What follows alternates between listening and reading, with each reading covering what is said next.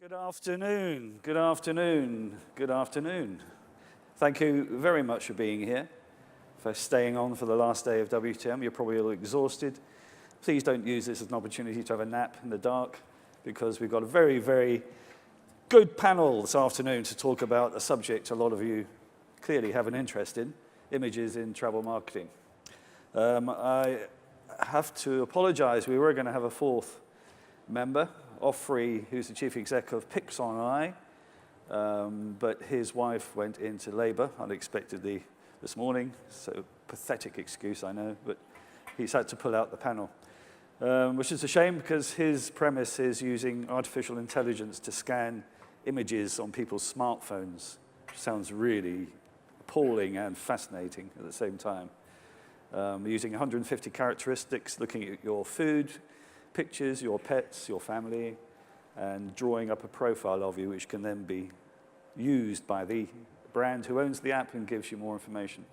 So we'll get him back next year when he's either a billionaire or he's gone out of business, but we can discuss this in the round. So, the changing face of images in travel marketing. Stunning imagery has always been used to sell holidays, be it in brochures, advertising, or in print, the old media.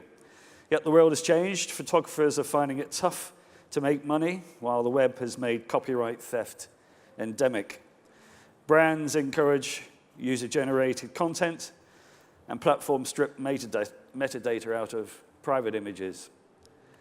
The quality of smartphones has revolutionized how we take photos, and Instagram has become the dominant image library. Said by Expedia, and I'm a bit doubtful about this, 40% of travelers are now influenced by an image on Instagram so that they want to go somewhere Instagrammable themselves. Bit of a claim, but you can see where that's leading. New ways of marketing images have emerged, like Picfair from Benji, who will clearly be talking about his company, while artificial intelligence is now deployed to analyze pictures for travel marketing purposes. It's a big subject. So happily, we have three experts in imagery in different fields, and here they are, to guide us through this rapidly evolving market. On the far right is Hugh Pinney, who recently left Getty Images after 15 years running the news operation based out of London. Prior to that, he was with Reuters as an assigning editor and was picture editor for the first iteration of Reuters' online news service back in the day. He started his career as a news photographer in the age of film and wet chemicals, where we all come from, and worked for the full spectrum of Fleet Street's publications, from the broadest broadsheets to the reddest red tops. Chris, in the middle, has been a professional photographer for 26 years. In 2003, he launched Travel Photographer of the Year. It now receives entries from 140 countries worldwide, has exhibitions in London, Lisbon, and Dubai, and the program is set to grow substantially. Over the years, he has helped launch photography careers and generate substantial image sales for photographers, which leads neatly into Benji Lanyado. I knew Benji when he was at The Guardian, I was at The Times, and we're both proponents of online ways of disseminating news. Excuse me, we still are, but he's gone like that and I've just gone sideways. He was a travel journalist at The Guardian before he left to learn coding and founded Picfair in 2013. The photo marketplace site has been operational for 3 years, now an international network of 36,000 photographs from photographers in 130 countries. No, 36,000 photographers, I beg your pardon. 6 million images. 6 million images from 36,000 photographers in 130 countries, who upload their images themselves, they set the price they want themselves, and they receive all of the fee, which is quite a phenomenal thing. And Picfair adds 20% commission to the buyer on top of that. The photos can also be sold as canvases, and Picfair's just launched a big project to now work with brands to find photographers around the world to create different projects. So that's our panel today. And while we are talking, if you get bored of looking at us, you can look at images from Travel Photographer of the Year. Is this from the current exhibition, Chris? No, they're over the last 14 years or so. Over the last 14 years. This is what travel photography is, as should always be. Now, Hugh, you've come through the move from film to SD cards and digital at Getty. How does a large company approach this change, or how has it approached this change away from wet chemicals all the way through digital to image theft, user-generated, and a drop in clearly in selling images? Talk us through that.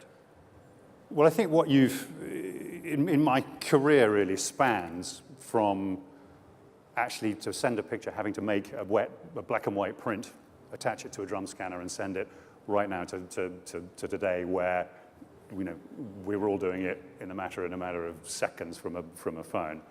And I think within that move from very, very analog to very, very digital, you've seen if you look at the sort of the supply and the demand side of the industry, on the supply side, there's been the number of photographers, the amount of photography has gone through the roof. You've seen the sort of an aggregation, a consolidation of agencies under big companies and dominant players in the marketplace, on the one hand. And then you've also seen on the demand side, the ability to use imagery at volumes that were unthinkable back in the analog day. And with that, you've got a complete change in the way content is used, the way it's licensed, and in the way it is supplied, for the main part. And I think there is a demand now for, and I hate using the C word, the content word. It's imagery, it's video, because it's moving images. Works alongside stills. But the demand is increasingly for solutions that will deliver imagery and video on tap, as it's providing that material as a service, rather than a move away very often from this idea of purchasing and licensing it asset by asset. And I think that's probably underpinned most of the change in pricing and in this sort of concept of price per asset that we've seen over those years. And it's essentially market forces who kind of would have driven it in that direction through this whole digitization process. Image theft inevitably spirals once content becomes, or material becomes, digital, and something becomes right-clickable, you almost lose control instantly. And I've seen sort of two streams of thought, I suppose, over the time on that. The first one is to stock a room full of Rottweiler lawyers and hunt down illegal usage ruthlessly. The second is to look at it slightly more holistically, perhaps, and that's probably the wrong word, but to look at it from another perspective, where you can actually accept that use is almost certainly going to happen. Once something is released digitally, it is very difficult to draw it back in and to police. And in that case, is it better off actually to recognize that that's going to happen, and in the digital world that we now inhabit, to actually look to utilize that and turn that from being something that is detrimental to something that's an asset that eventually you can monetize, and by which I'm talking about a sort of an embed program. So something where there's sort of YouTube type model where you can use the fact that people are streaming content from your server, but you then control that piece of real estate in somebody else's web environment as the supplier. They've each got merits and minus points, and I think work to a greater or lesser degree.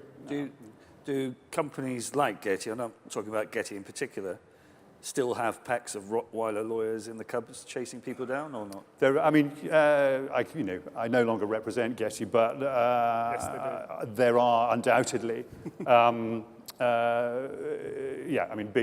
Anybody who will hunt down big misuse cases or big. Is it a question where they'll go for somebody that it's worth going for, if you like, that who are ripping off stuff all the time? It's the way it's the only way it's going to make sense. Do they just get wrapped over the knuckles? Does anybody ever get prosecuted for image theft? Oh, they have done.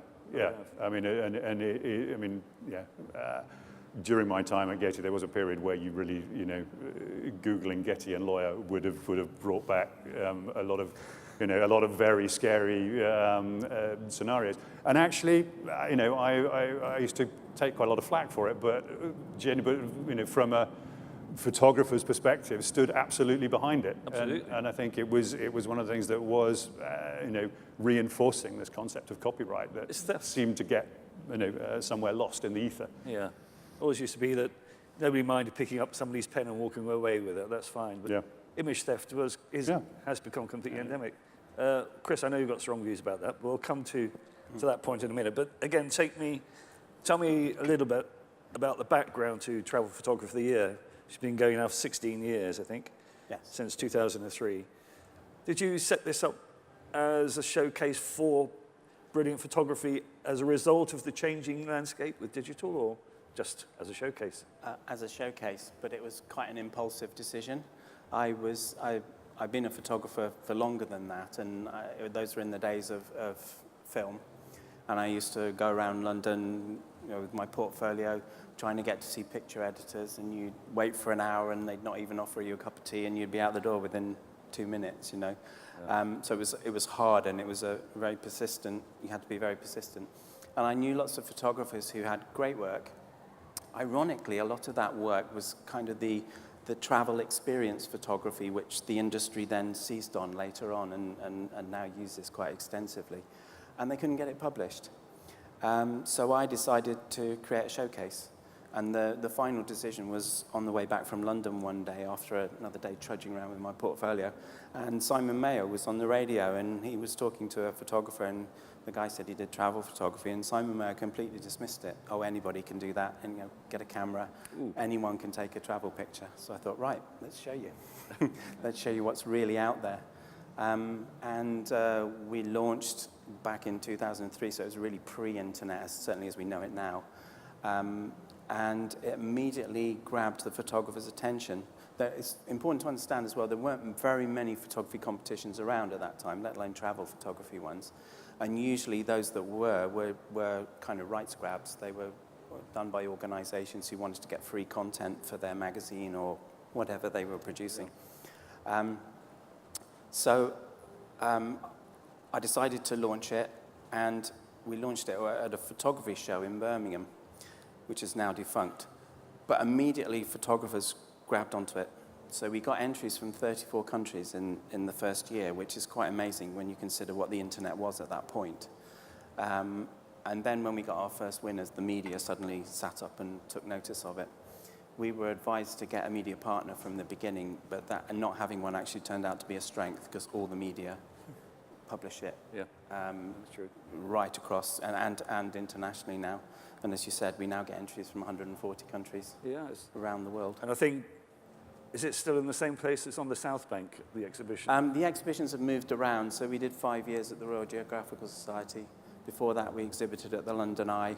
We've had a couple of years in Greenwich, and we're now on the South Bank next to City Hall and the Tower Bridge. And is it on at the moment? No, we're judging at the moment, so we announce our winners in the middle of December, and then the exhibition goes back there in March and April next year.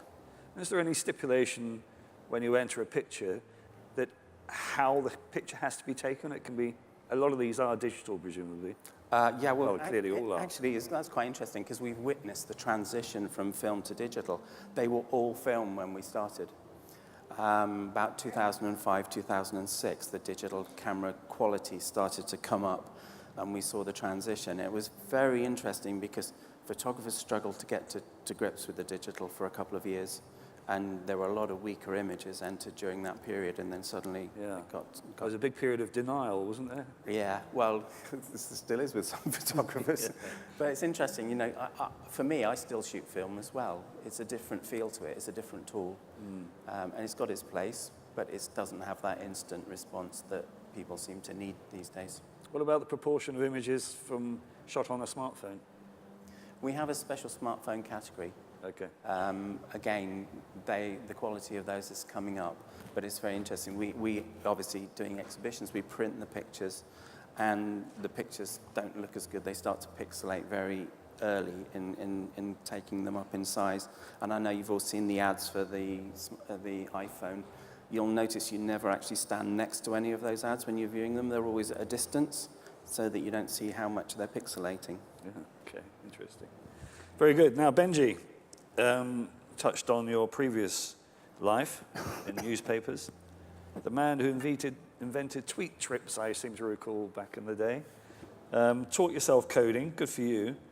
And you've invented Picfair. Now, this has quite a different model, as I alluded to in the introduction, from other photo agencies. Was that a philanthropic mission that you felt had to be done, or what was your drive to create Picfair?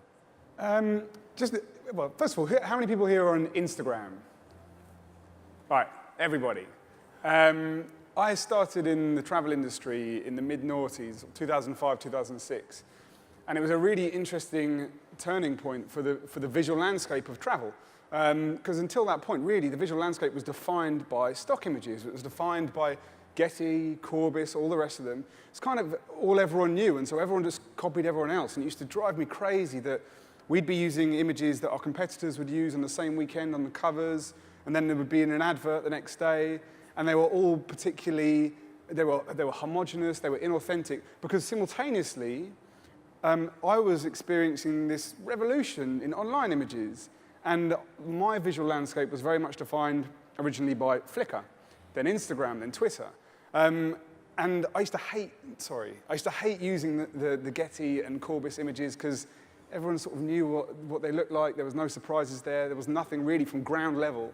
So I used to go onto Twitter and Flickr and try and negotiate rights with Flickr users, and none of them even knew what a license was. So really, the motivation behind Picfair was to create a way to bring this whole new generation of photographers and imagery to market.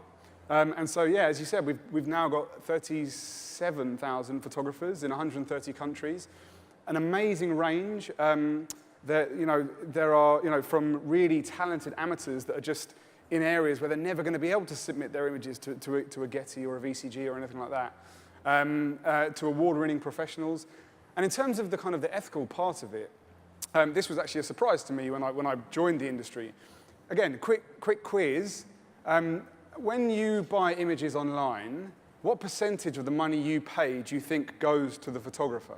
Anyone got any guesses? Shout out. 5%. A little bit better than 5. It's about 24. So on average, 76% will go to the agency, to the middle person. This blew my mind. It's the most exploitative industry you've never heard of. There are plenty of other marketplaces around that have emerged really in the last 10 years that connect the photographer and the consumer directly, and you take a small cut. And so it's not just an opportunity to create a more equitable marketplace for images and bring this whole new generation of authentic images to market. We're also, again, another quiz. What percentage of photographers at the major agencies do you think are women? Any guesses? 5? 2%. Oh. 2%. So again, this is an incredibly male-dominated industry. There's very few young photographers that are emerging through it. So we're trying to just reset everything. And the most exciting thing we're doing now is actually connecting brands and travel companies to the photographers themselves. It's not just buying their images. We can find you a photographer anywhere. Google came to us about a month ago, and they said, do you have any photographers in Warsaw? We were like, yeah, we got about 75, and we got them ranked according to the quality of their images, and we can put you in contact with them. And we're working with photographers everywhere now. So that's the kind of next stage now. We don't just want to bring the images from around the world from this new generation. We want to bring the photographers too. 1,000 questions there, supplementary, so I'm not going to go about Getty. Why do you rank photographers? How do you rank photographers? It's kind of the secret sauce, which I can't fully reveal. But what I will say is that it's algorithmic, but it's informed by people. We eyeball every single image that comes into Picfair and add a number of different features to our quality model. They're permanently whirring, and they're not perfect, but yeah. And it's something that you will find sometimes images that aren't quite to your taste on Picfair. You'll find images on page 5 that should maybe be on page 1, but it's getting better all the time. And we do tend to favor images that are slightly more authentic. We might get an image that's taken by an incredibly experienced professional photographer, studio shot, perfectly composed, but it's cheesy as hell. And then we'll get a camera phone shot taken by one of our Moroccan photographers in the sub-Sahara, uploaded over a 14K modem, but it's spectacular. And we would rank that image above the former image. So how does you've built your own algorithm to scan or analyze the images as they come in? No, we're not doing that yet. We do that with keywording. I know it's the same with Getty. We encourage the photographers to add their own keywords. Right. We've then built systems that will supplement that, like if they've added the word canine but not dog, we'll add dog. We then send them through a couple of computer vision APIs that are using AI to scan for probabilities of what is in the image. For example, if you were to show most AIs now a picture of this table, they'd say glass table, glasses, bottle. They might even say panel, people. What they are unable to do, and possibly will never be able to do, is tag emotionally. A picture of one person picking up another person off the floor, tagging that with empathy, brotherhood. Sure. So I think that the AI stuff out there we integrate. Yeah. It's incredibly useful. I think it's a long way away from being able to do proper image tagging. I don't know if you agree. Was this go on, Hugh. Benji's absolutely on it. I think in terms of the data, firstly, the data that sits behind a picture is unbelievably important. It is unbelievably dull, and I sort of can't bear the fact that I'm actually trying to push this. But it ultimately, it's going to come down to what makes part of the difference between a successful or a struggling photographer these days. It is that important. What, the metadata behind it? Yes. Chris and I were talking about it before. We're in an industry where you search for a visual element, and we're using a text-based search, which is slightly sort of bonkers in a way, but it's what we're confronted with. AI can learn patterns extremely well, far better and far quicker than we can. It's brilliant at that. The extra value that I think is layered on by a great editor or indeed a great photographer is something that can talk to the emotion that sits behind a picture, or in terms of what makes that picture valuable, what gives the additional value to that picture. And is that down to the individual photographer to add that information? Which it can be, and I would say the more successful photographers generally are better at that skill. Tell me about the actual physical process. And I'm a photographer. I send pictures to Getty and I send pictures to Picfair, thinking these are great. Are these go into a machine, look at it, and kick it out the other side, saying fail, pass, move on to next stage? What's the actual process? Large agency in Picfair. Well, I think and I'm Getty, Shutterstock, Adobe. I imagine it's pretty similar process where there'll be a combination of eyeballs on it. Keywords will be scanned.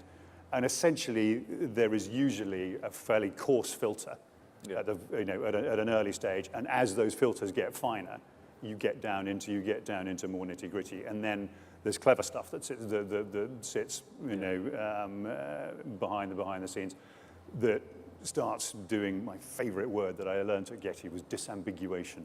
Good Lord, disambiguation. And so that it could tell, from a text-based search, it can tell you that is a picture of George Bush, not a Bush, and those kind of things. And that kind of level of technology will get applied to material that's got through a series of inspections and coarse filters at the beginning. And beyond the metadata, one of the biggest challenges in images, travel images, is quality ranking, because what Hugh's talking about there is relevance ranking. Are you finding the right image according to what's being typed in? Quality ranking is so complicated, but really cool and interesting. And again, something that we're working on, it's imperfect and incomplete, is building taste filters, because quality is completely subjective. We personally think that cheesy stock images of white people doing star jumps on the beach are rubbish. But some people out there might love that. So we need to be able to learn according to the tastes and the searches. Beyond that as well, for this audience in particular, Where I think there is some really interesting technology out there is not offered by companies like ours. It's in basic A/B testing and multivariate testing of images, because it's proven that inauthentic stock images can decrease conversion by 45%. And anyone here who's in analytic marketing, imagining funnel stages of your analytics funnel, of your sales and marketing funnel. If you've got a 45% drop off at a certain stage because of an inauthentic image, and actually the authenticity thing, this is more and more important to younger customers. There was, I think Expedia did this, the percentage of millennials who strongly agree that when I go on holiday, the most important thing for me to experience is authenticity and the authentic culture. Well, when you are selling something, and by the way, the minimum from any country was 58%, UK 60%, China, fascinatingly, 78%. Everybody wants this authentic experience. And if you're using inauthentic visuals to sell something, well, you're failing. You're gonna see these massive drop-offs in sales and your marketing funnels. Chris, what would you say? I find this really interesting because, as someone who makes images, I deal with what the image conveys to you. Does it say, wow? Is it a technically great image? Not necessarily important if it actually moves you. And when you were talking about ranking photographers, I can think of many, many photographers I've seen over the years who have one great image. And you have to be a little bit careful when you're doing everything from a digital analysis perspective, that you're not giving undue weight to those particular one-off images as opposed to people who are working and developing and growing. I mean, you said about women in photography. I see a lot of great women's photography, but it doesn't get pushed forward in the same way. And I would like to see much more of the actual response to pictures built in. We lost a lot because we lost a lot of picture editors, a lot of really great picture editors in the industry, as costs and pressures on publishers. Those people are on high salaries because they've been there for a while, and they go, and you get inexperienced people coming in their place. And I see so many poor images published now, and it really, anything we can do to kind of lift that back up and elevate the really good stuff, I think is so important. And help them as well, because often these editorial and marketing decisions, as many people in here will know, you're putting together a promoted tweet or an Instagram post, you're going to give yourself about 3 minutes to look for the image. Whereas back in the day, you're putting together a weekly, quarterly magazine. You might spend a whole day choosing an image. So anything that companies like us, that we can do to help them, we actually give all of our clients free image research. We give them our own picture editor. In fact, he's at the back here, Philip. go and say hello to him afterwards. He helps us find photographers around the world for commission projects as well. But being able to give that help, whether it's with technology or with people, I think is increasingly vital, because you're right. The expertise isn't necessarily there, especially within publishing at the moment. So I'm working in the travel industry for many years. I've been amazed how, imagery is the thing that really sells something. Yeah. So often it's the last thing that gets thought about. I've been phoned up on a Friday afternoon for a brochure that's going to press at 5 o'clock that day, and they haven't got a front cover. I mean, that is the key image for them. And I see the travel industry, so much emphasis is put on getting journalists to places and getting them to write about it. But it's the image that gets those articles read. Really interestingly as well, I think that there is a bit of a trend now in both editorial and within branding and business and marketing, away from sort of parachuting in the photographer. Which again, if you think about it, we're always, especially in the world of travel, we think a lot about sustainability and ethical travel. We're using images that don't compensate the photographers fairly. And often we're also parachuting in, for example, if you're doing a shoot in rural Nepal, you could parachute in a Western photographer. Their perspective is going to be a very Western one. It's going to be and they're not necessarily going to have the nous or the access or the kind of ground level perspective. And again, that's why we're trying to actually encourage brands. Instead of parachuting in your photographer, we've got photographers in rural Nepal that we can connect you with, you can brief them. And I think that is again something that will increase, because everything is so much more connected. You weren't previously able to go and find these people. I think it's good that that's happening, but there is a minus to that.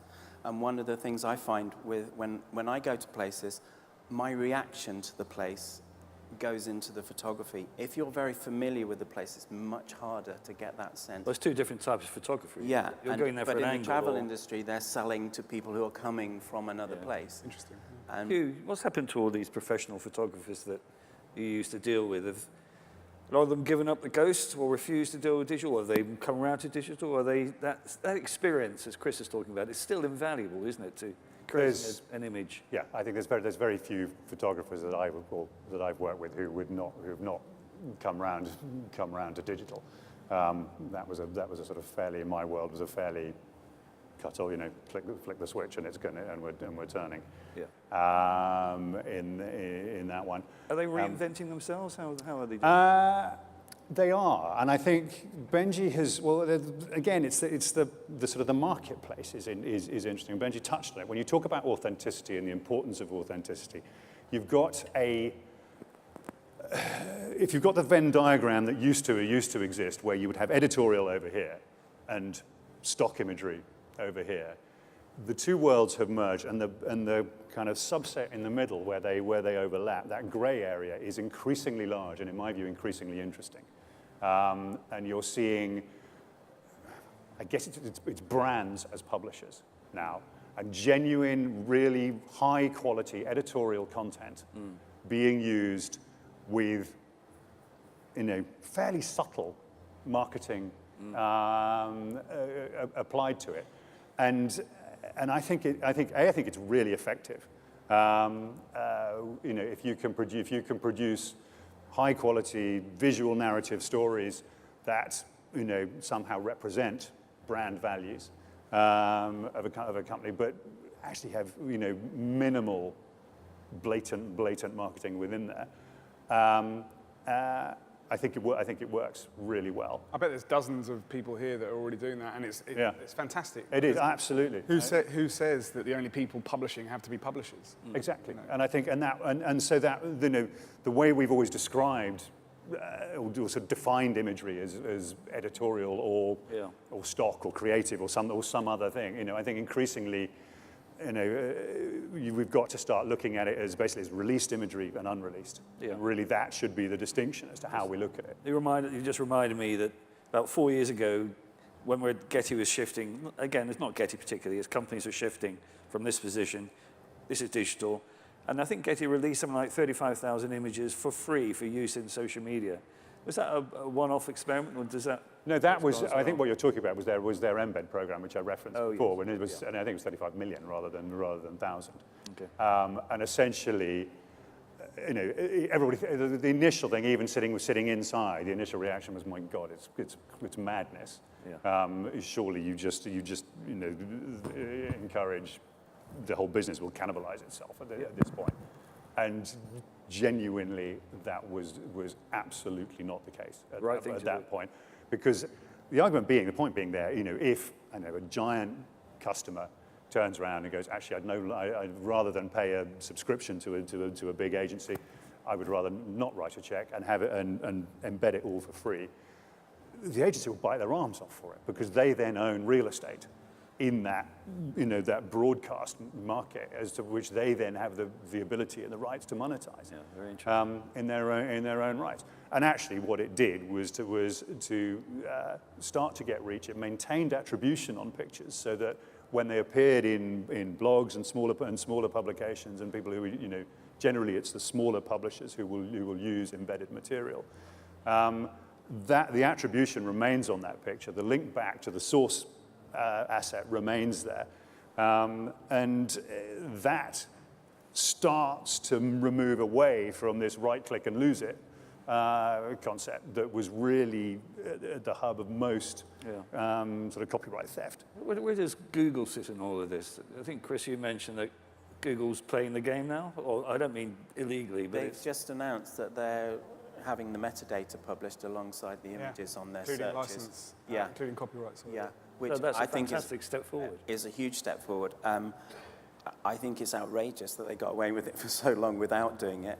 Yeah. Not as outrageous as the companies that strip out the metadata, which is even worse, and we all use those. But yes, I think it's a first step forward, and it's kind of an acknowledgement that the creator is important. Absolutely. I think that's something that has just been lost over the years. It increasingly feels like the photographer is the least important person in the industry, which is horrendous. And there is an opportunity now, I think, to to flip that in terms of the way the business models and the platforms being created. And we, travel clients who work with us they will go to their clients and say, oh, we all of our images is fair trade photography. Which means, and it's a selling point for them, or they'll produce a brochure and say again to their, this is often contract publishers producing brochures for travel clients will say, we're going to make sure that all of the photography being sourced is ethical. We've used local photographers. All of this, I think, is part of a theme that I really, really hope it continues. That the photographer cannot be forgotten here. They are the artists here. You touched on publishing just now. Before the kind of digital revolution, we needed publishers because it's the only way we got our work seen. Now everyone can publish, and anyone who's producing good work can get it published very easily or do it themselves. But the difficulty now is there's so many images out there, they need to still find a way to get the visibility. I do think, sorry, just go on quickly. The quality of non-professional imagery is also increasing because the tools are helping them, for want of a better word, cheat. Well, not cheat, but you essentially, apps like Aviary, VSCO, Snapseed, mobile image editing apps, they are embedded with tools that 10 years ago would cost you £1,000 a year as part of an Adobe package. So people have got incredibly advanced, not just cameras, but editing software in their pockets as well now. Well, It doesn't teach you composition, though. Completely right. Instagram did say on Monday that most people, not most people, a large proportion of pictures that started a few years ago and being filtered to hell are now being dropped as more as the natural pictures being put up, going back to that without being doctored. I'm very acutely aware of the time. Can we get the lights up? We're going to have time for 2 or 3 questions from the audience. I didn't ask in the first place, apart from having Instagram, how many photographers do we have in the audience? Put a hand up. Okay, there's a lot of people there been hanging on your every words. And who of you have got a question for this very informed panel? Can I see a hand up there at the back? I see a hand in the middle. Lady at the front. And a lady at the front. So we'll get to the chap and then the lady in the front. Hi, my name's Chris from tour operator in Brighton called Pure Aventura. You talked about Instagram a bit there and social media. Do you think that because of the volume of images that we've seen now and the way that people are traveling and sharing, that people have kind of come a bit desensitized to seeing some images of somewhere where we send a lot of people is to Machu Picchu, for example. And I just wondered how you feel that will change how people react and how you can sort of elicit an emotional response from people, because they've seen a lot of wow factor images, and I just wondered how you kind of feel that will change going forward. That's a very good question. Thank you. How many times do we see Machu Picchu pictures now? I see them on a daily basis on an Instagram feed. Chris, do you want to take that one? Yeah, I think there's a lot of very average pictures out. They would be the picture postcard type shots.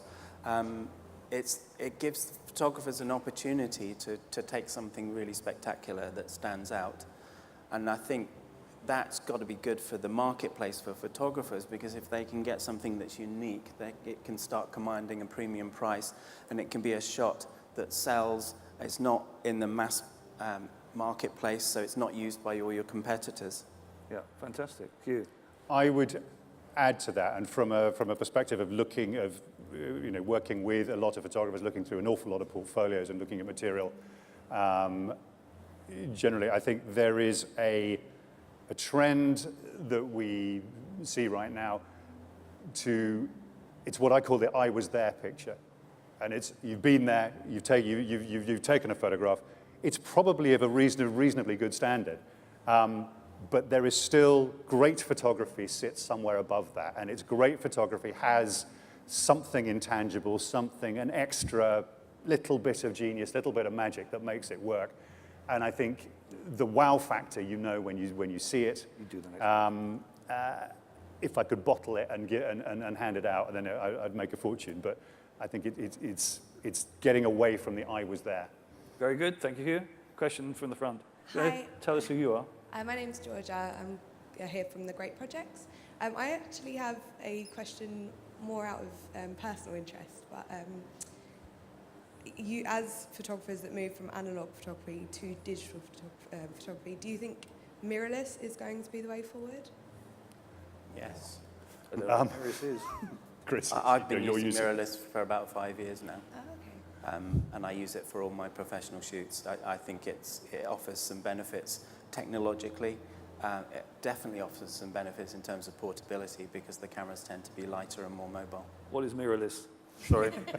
The mirror that flips up in the camera has been removed, Oh, mirrorless. which means the lenses can be engineered to get closer to the actual chip, and that has some benefits in terms of the quality of the lenses that can be produced. Very good. Any other question out there? One at the back and one over here. So we take the chap in the white shirt on the edge of the crowd. Tell us who you are, sir. Hi, I'm David. I work for the Mirror and the Daily Express on native content. Welcome. But prior to that, been involved in travel for quite some time. And one thing with travel advertising is that the same images are used by the same operators and partners year after year after year after year. Like there's certain ones you think, oh my God, it's that tree by Lake Como again. And it gets a bit farcical. But how can we sort of encourage the brands to actually use different pictures and switch it up? Because it would make such a huge difference to engagement. You know, we talk about banner blindness online, but people are going to be switching off when they just see the same pictures. Benji.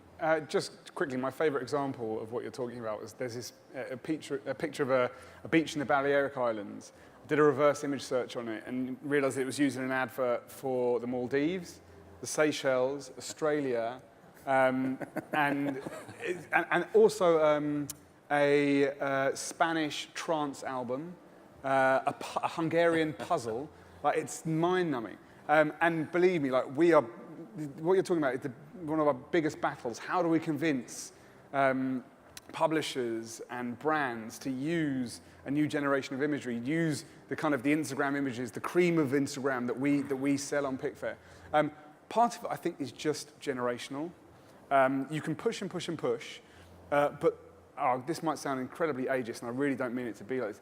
The customers that get Picfair and love us tend to be junior picture editors. And you have slightly harder work convincing people that have existed in both worlds. But I guess you just have to hope that it becomes a no-brainer, because if you're going to use the same advert every single year, it's going to go stale, and you're going to get less customers. Hopefully, the money speaks at the end of it, and people realise we have to be relevant, we have to be authentic. You know. Okay. One more question. I think who was it? Who had their hand up before? Yeah. Yeah, hi, my name is Jono Hello, Jono. from Nomadic Thoughts. Hi, Steve. Firstly, thank you. Excellent session. General cheeky question. The world's obsession with a selfie. I wonder how long the panel feel that's going to carry on. And can I add drones to that as well? Selfies and drones. I'll go on drones first. I think drones. I think there will come a point very soon where we reach peak drone. And where every documentary has to have the obligatory drone shot from it. Selfies, I don't know, I think when we're all self-publishing and we're all talking about our lives and we're all broadcasting what we get up to, I can't see the selfie disappearing for a while. Certainly not from bloggers, that's what they are. Chris?